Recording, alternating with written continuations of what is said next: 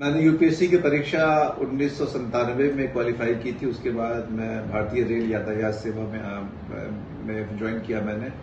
इससे हम मैंने कोई भी सर्विस ज्वाइन करते हैं तो बेसिकली हम लोग पब्लिक सर्वेंट होते हैं, और पब्लिक सर्वेंट होने का एहसास इस रेलवे में रह करके मुझे हर पल होता रहा। चूंकि 2 करोड़ से ज्यादा लोग यात्रा करते हैं यहाँ पर प्रतिदिन, तो किसी ऐसी संस्था का अंग होना जो कि लोगों के जीवन में कोई इस तरह प्रभावित करता है, वो बहुत ही संतोषजनक था, बहुत ही सुखदायी था और है। चूंकि हम तो अभी भी सर्विस में बरकरार हैं, और यूं कहें कि ओवरऑल जो हमारा अपना अनुभव था बड़ा सुखदायी था एज ए पब्लिक सर्वेंट खासतौर से। नमस्कार, आप देखना शुरू कर चुके हैं सीतामढ़ी की आवाज। मैं हूं आपके साथ आरएस कुमार। स्वागत कीजिए सीतामढ़ी की आवाज पेज पर सीतामढ़ी के लाल मुकुल कुमार जी का। आपको इनके बारे में थोड़ा सा इंट्रोडक्शन हम देते हैं। 1997 में सिविल सेवा परीक्षा पास कर भारतीय रेलवे में अभी सेवा दे रहे हैं। साथ ही साथ ये एक ऐसे शख्सियत है जो उपन्यासकार और कवि भी है। डिजिटल मीडिया के इस दौर में कि क्या खास है कि अपने आप को इन चमचमाती दुनिया से अलग रखे हुए हैं। तो सबसे पहले स्वागत करते हैं मुकुल सर का। स्वागत है सर। धन्यवाद, और दर्शकों को मेरा बहुत बहुत नमस्कार। सवालों का सिलसिला हम शुरू करें उससे पहले हम जानना चाहेंगे कि आप सीतामढ़ी से हैं, माता जानकी के बर्थ पैलेस से होने का कैसा अनुभव है आपका? सीतामढ़ी हमारी जन्मभूमि रही है और कर्म भूमि भी कुछ हद तक मैं इसको कह सकता हूं, इसलिए कि वहां हमारी शिक्षा वहां से हुई है, और उसी शिक्षा के आधार पर मैंने अल्टीमेटली यूपीएससी क्वालिफाई किया। तो वो हमारा बर्थ प्लेस है, जन्मभूमि तो बहुत मातृभूमि की तरह बहुत ही प्रिय होता है हृदय को, और उसको कोई रिप्लेस नहीं कर सकता है। तो सीतामढ़ी हमारे लिए हमारी जिंदगी में एक बहुत ही खास उसका स्थान है, और वो ऐसा स्थान है जो हमेशा हमें प्रिय रहेगा पूरी जिंदगी। जब मैं इंटरव्यू के लिए यहाँ आ रहा था तो आपके बारे में गूगल पे बहुत सारी चीजों को मैंने अध्ययन करने का प्रयास किया। आपके लेखनी को भी मैंने देखा। काफी सुखद अनुभव हुआ कि आप जैसे लिखते हैं, और कविता के क्षेत्र में जो है काफी आपने सम्मान भी पाया है। तो हमारे दर्शकों को वो भी बताइए कि कौन कौन से सम्मान आपने पाए और कितने कविता अब तक लिख चुके हैं। मैं पहले अपनी लेखनी पर आता हूं। मैं 2 कविताओं का संग्रह मेरा प्रकाशित हुआ, और 2 उपन्यास मेरी जो काफी चर्चित रही, एज बॉयज बिकम मैन और सेडक्शन बाय ट्रूथ। तो यूं कहें कि कविता और उपन्यास अभी कुछ वर्षों में तो उपन्यास पर ज्यादा हमारा ध्यान रहा, और चूंकि उपन्यास फिजिकली बड़ा डिमांडिंग जॉब है। कविता तो आप लिखते हैं और एक बार फिनिश हो जाती है, उसमें टाइम जो है, समय जो है वो कम खर्च होता है। लेकिन उपन्यास में कहानी का सृजन, एक तरह से समझिए कि आप एक नई दुनिया का सृजन कर रहे हैं, उसमें बहुत समय मतलब जाता था। और जो अवार्ड्स हमको मिले, जब पुरस्कार जब मिलता है, जब कोई आदमी परिश्रम करता है किसी क्षेत्र में, उसका मिलन अगर पुरस्कार से हो जाए तो वो तो व्यक्ति बड़ा भाग्यशाली होता है। मुझे 2 अवार्ड अभी तक मिले। एक भारत निर्माण फाउंडेशन की तरफ से लिटरेरी एक्सीलेंस अवार्ड मिला, और एक पूर्वांचल गौरव सम्मान मिला मुझे। समाज में एक पब्लिक सर्वेंट और एक साहित्यकार होने के नाते जो हमारा योगदान था, उसको उन्होंने पहचाना और उसकी सराहना करते हुए मुझे वो पुरस्कार दिया। आप इतने बिजी शेड्यूल में रहते होंगे, आपका जो जॉब है काफी रिस्पॉन्सिबल है, उसके साथ आप उपन्यासकार भी है, कवि भी है, ये सब कैसे कर लेते हैं? इतनी जो बड़ी जवाबदेही को आप कैसे संभाल पाते हैं सर? एक लिखना हमारा जुनून रहा है। जब स्कूल में पढ़ता था तभी से मुझे लिखने का एक अंदर से लिखने की प्रेरणा आती थी। तो मेरी साहित्यिक यात्रा जो है वो कविता से शुरू हुई थी। जब मैं स्कूल में था तो अनायास कुछ पंक्तियां आती थी और मैं उनको लिखता था।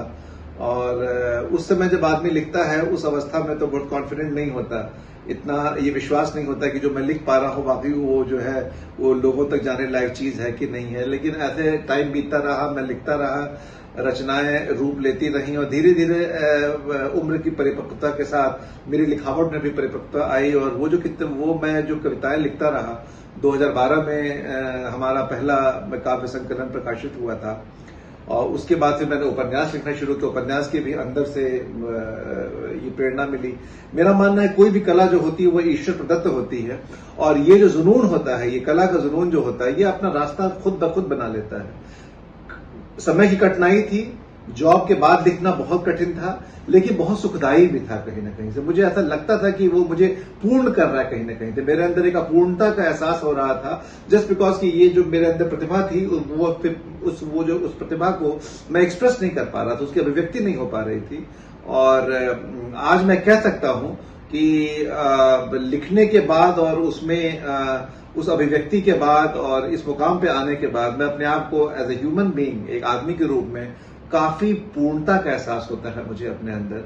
और जहां तक इस चैलेंज को मैनेज करने का सवाल है, जैसे मैंने कहा कि पैशन जो होता है वो अपना रास्ता खुद ब खुद बना लेता है, और इसने बनाया। और हमें जॉब के बाद भी जितना मेरे पास समय होता था वो सब मैं इसमें लगा देता था, और इस तरह से ये यात्रा चैलेंजिंग भी थी, लेकिन बहुत सेटिस्फाइंग, बहुत संतोषजनक भी थी। आपका जो प्रोफेशनली एक्सपीरियंस रहा वो हमारे दर्शकों को थोड़ा सा साझा करें। मैंने यूपीएससी की परीक्षा 1997 में क्वालिफाई की थी। उसके बाद मैं भारतीय रेल यातायात सेवा में ज्वाइन किया मैंने। और रेल, जैसा आप जानते हैं, जीवन मतलब पूरे देश की एक जीवन रेखा मानी जाती है। और अल्टीमेटली कोई भी यूपीएससी से हम कोई भी सर्विस ज्वाइन करते हैं तो बेसिकली हम लोग पब्लिक सर्वेंट होते हैं। और पब्लिक सर्वेंट होने का एहसास इस रेलवे में रह करके मुझे हर पल होता रहा, चूंकि 2 करोड़ से ज्यादा लोग यात्रा करते हैं यहाँ पर प्रतिदिन। तो किसी ऐसी संस्था का अंग होना जो कि लोगों के जीवन में कोई इस तरह प्रभावित करता है, वो बहुत ही संतोषजनक था, बहुत ही सुखदायी था, और है, चूंकि हम तो अभी भी सर्विस में बरकरार हैं। और यूं कहें कि ओवरऑल जो हमारा अपना अनुभव था बड़ा सुखदायी था एज ए पब्लिक सर्वेंट खासतौर से। जैसा कि मैंने इंट्रोडक्शन में बताया कि आप सीतामढ़ी के लाल हैं, तो आपका जो शुरुआती शिक्षा जो था सुतिहारा से हुआ है, केंद्रीय विद्यालय सुतिहारा से। आपके पापा भी जो है कहीं न कहीं शिक्षा से जुड़े हुए थे। उन्होंने काफी समय तक एक नेम फेम सीतामढ़ी में कमाया शिक्षा के विभाग में। आप जिस समय पढ़ाई कर रहे थे और अभी का जो दौर है, तो शिक्षा को किस तरीके से आप देखते हैं, वहां की स्थिति को? शिक्षा की स्थिति आपने बहुत सही कहा। जिस समय मैं पढ़ता था, मुझे याद है कि शिक्षा की स्थिति बहुत अच्छी बिहार में नहीं थी। उसके कुछ ऐतिहासिक कारण हैं, कुछ राजनीतिक कारण थे। और चूंकि उस समय था कि विद्यार्थी काफी मास लेवल पर पॉलिटिक्स में आए, राजनीति में आए, उसका एक फायदा हुआ तो कहीं न कहीं ये एक तरह का थोड़ा सा नुकसान भी हुआ शिक्षा को लेकर के। कॉलेज के सेशंस नहीं थे, क्लास उन्होंने अटेंड नहीं किया, कॉलेज के सेशंस थे मतलब नहीं टाइम पर कंप्लीट होते थे। एग्जाम जो है वो 3 साल का कोर्स 4 साल 5 साल तक जाने लगा। तो शिक्षा की ओवरऑल स्थिति उस समय बहुत अच्छी नहीं थी। और स्कूली शिक्षा की भी अगर बात करें तो बहुत कम स्कूल थे जो वहां पर संतोष दे पाते थे एक अच्छे विद्यार्थी को। मैं बड़ा लकी था उस बीच में कि मैंने अपना ये दाखिला केंद्रीय विद्यालय जवाहर नगर जो सुतिहारा में था वहां कराया। उस स्कूल से ने मुझे बड़ा अच्छा प्लेटफॉर्म दिया। और उस समय का तो ये शिक्षा का जो है वो था स्वरूप था कि जो अच्छे विद्यार्थी होते थे वो एक बेसिक लेवल का एजुकेशन करके बाहर जाना चाहते थे ये बेटर अवसर के लिए कि उनको ज्यादा अच्छा अवसर मिले, उनको ज्यादा अच्छी शिक्षा मिल पाए, ताकि वो आगे और अच्छा बेहतर कर पाए। जैसे सिविल सर्विसेज की परीक्षा है या आईआईटी है या और भी कई इस तरह के जो हाई प्लेटफॉर्म्स हैं, उस पर जाने के लिए लोग बाहर की तरफ देखने लगे। अभी लेकिन जो मैं देख पा रहा हूं कि पटना में काफी अच्छा ये शिक्षा का हुआ, विकास हुआ, काफी कोचिंग इंस्टीट्यूट्स है। तो अभी जो बच्चे हैं वो पटना में भी बहुत सारे बच्चों को मैंने देखा कि रह करके वहां से भी उन्होंने जो प्रेस्टिजियस एग्जाम निकाले हैं। तो धीरे धीरे यूं कहें कि हाँ, बिहार में तो इम्प्रूवमेंट है, शिक्षा के क्षेत्र में इम्प्रूवमेंट आ रहा है। सर, सवालों का सिलसिला तो जारी रहेगा। हम चाहेंगे कि अपने निजी जीवन के बारे में, जैसे कि आप सीतामढ़ी से हैं, बहुत सारे लोग आपको जानने का प्रयास करेंगे कि आप कहाँ से हैं, आपके पिताजी का क्या नाम है, इन सारी चीजों को भी लोग जानने का प्रयास करेंगे। तो हम चाहेंगे कि हमारे दर्शकों को आप खुद बताएं। ये बहुत अच्छा प्रश्न आपने किया। हमारे पिताजी की बात करें तो सीतामढ़ी में वो जो सबसे वहां का फेमस कॉलेज है, प्रसिद्ध कॉलेज है, राधा कृष्ण गोयनका कॉलेज, उसमें प्राध्यापक रहे, ये उसमें शिक्षक रहे, अंग्रेजी साहित्य पढ़ाते थे वहां और बहुत ही प्रसिद्ध शिक्षक रहे और अंग्रेजी को एक नया आयाम दिया उन्होंने। उनके पढ़ाने की जो शैली थी, उनकी जो बोलने की शैली थी, उससे विद्यार्थी और बाकी लोग काफी प्रभावित रहते थे और उनका जो पर्सनल कंडक्ट, जिसको आचरण बोलते हैं, इन सबको लेकर के वो एक बहुत प्रसिद्ध और मशहूर सीतामढ़ी में हुए और ये वो भाग्यशाली रहे क्योंकि उन्होंने जो किया उस जगह ने उनको वो यश, वो कीर्ति प्रदान की। उसके बदले, जैसे मैं बार बार कह रहा हूं कि आप परिश्रम करें या आपके अंदर कोई खूबी है, उसका मिलन अगर एप्रिसिएशन से हो जाए, पुरस्कार से हो जाए या यश से हो जाए, कीर्ति से हो जाए, तो वो बड़ा इंसान भाग्यशाली होता है। एज उनके बेटे होने के नाते ये बड़ा मुझे फख्र महसूस होता था। जब मैं छोटा था उनकी ये तारीफ होती थी, जहां मैं जाता था उनका, वो पॉपुलरली वीबीएस कहलाते थे। उनका नाम विजेंद्र बहादुर सिंह था, इंग्लिश के प्रोफेसर थे और उनको लोग प्यार से, और एक निकनेम उनका वीबीएस पड़ा था कि भाई वीबीएस का बेटा आ गया। मुझे बड़ा अच्छा लगता था कि एक डिस्टिंक्शन होता था, एक तुरंत लोग पहचान लाते थे और उसने मुझे कहीं ना कहीं मेरे जहन को बहुत प्रभावित किया क्योंकि मैं पढ़ने में शुरू से मैं भी एक अच्छा विद्यार्थी था। तो ऐसा लगता था कि हमारे पिताजी इतने मतलब प्रसिद्ध है, उनको इतना यश मिल रहा है, मैं भी कुछ ऐसा करूं जो कि उनके इस यश को कायम करने में मतलब मदद करे। और ईश्वर ने वो चीज किया अल्टीमेटली। और मैं सुतिहारा स्कूल से जब मेरा रिजल्ट हुआ था, तो बड़ा अच्छा रिजल्ट हुआ था उस समय। उसके पहले उतने मार्क्स किसी को आए नहीं थे, तो बड़ा फख्र उन्होंने भी महसूस किया। तो पिता पुत्र अगर एक दूसरे को अगर इस तरह से अगर संतोष प्रदान करें तो उससे अच्छा सुखद अनुभव तो हो ही नहीं सकता। और हमारी माँ तो वही जानकी के ही वहां की है, मतलब जहां सीता माता की जो जन्मभूमि है वहीं की है रहने वाली। तो और हमारा पूरा माँ के साइड से जितने रिलेशंस हैं वो वहां हैं। मेरे परिवार की बात करें तो हमारी मतलब पत्नी जो है वो यही दिल्ली विश्वविद्यालय में साइकोलॉजी पढ़ाती हैं। बेटी हमारी है, एक ही बेटी है मुझे, मतलब वो सेंट स्टीफेंस कॉलेज में अर्थशास्त्र से ऑनर्स में मैंने ग्रेजुएशन कर रही है। तो ये है हमारी पर्सनल। सोशल मीडिया पे ही ये आपका इंटरव्यू है जो लाइव होगा। तो इस सोशल मीडिया के दौर में सर बहुत सारे युवा है जो आपको देखेंगे, बहुत सारी चीजों को सीखना चाहेंगे। तो आप उन युवाओं को क्या संदेश देंगे जो आपको एक ब्यूरोक्रेट्स के नाते देखेंगे? आप यूपीएससी क्वालिफाइड भी है 1997 के बैच में, तो लोग आपको अनुसरण करना चाहेंगे, तो आप उनके लिए क्या संदेश देंगे? उनके लिए मेरा ये संदेश है कि जीवन के जो शुरू के जो साल हैं, जो विद्यार्थी के रूप में आदमी बिताता है, उसमें कोई ना कोई लक्ष्य जरूर निर्धारित करें। जीवन का उद्देश्य ये होना चाहिए कि जीवन उद्देश्यपूर्ण हो। तो अगर आप कोई ना कोई उद्देश्य अपने सामने रखेंगे तो उसकी तरफ बढ़ेंगे तो आपको जीने का मजा भी आएगा और वो आपको आगे चल के एक आपको एक प्रस्थापित करेगा किसी ऐसी जगह पे जहां पर कि आप सिक्योर फील करेंगे थोड़ा।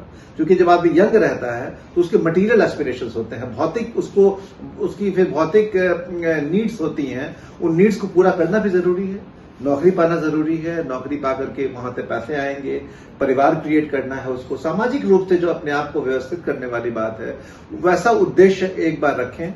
साथ साथ ये मैं जरूर कहूंगा कि उसके साथ साथ जुनून अगर कोई ईश्वर ने दिया है, कोई जुनून जरूर पालें।